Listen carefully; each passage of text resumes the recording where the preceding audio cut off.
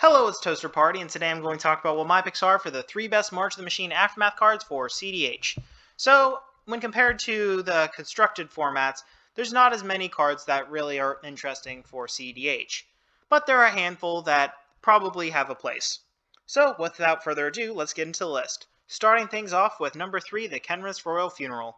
For 2 generic white and a black, you get a legendary enchantment that says whenever Kenris Royal Funeral enters the battlefield, exile up to 2 target legendary creature cards from your graveyard, you draw X cards, you lose X life, where X is the greatest mana value among cards exiled this way.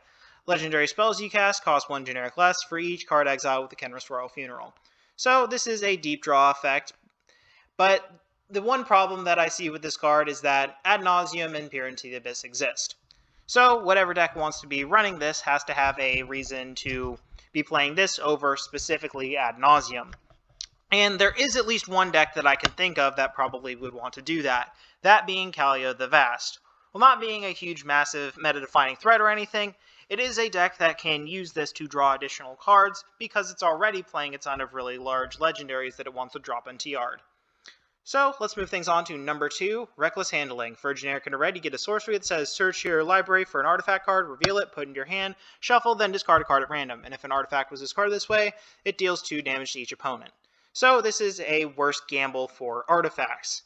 The decks that I can see wanting to use this effect are really low color red decks that really care about specifically artifacts.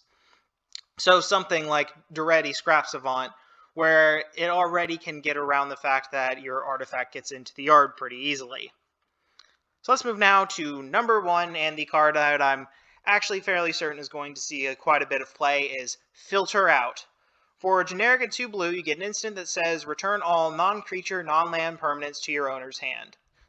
So basically, as long as your opponent's stacks pieces are not creature-based, you can take them all off of the board before you go off on your combo turn.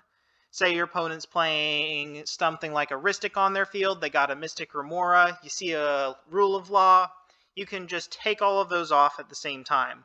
Or if you do this during your turn, you have a lot of mana positive rocks, you can bounce them all off the field, play them all over again, and then have additional mana to win on your turn.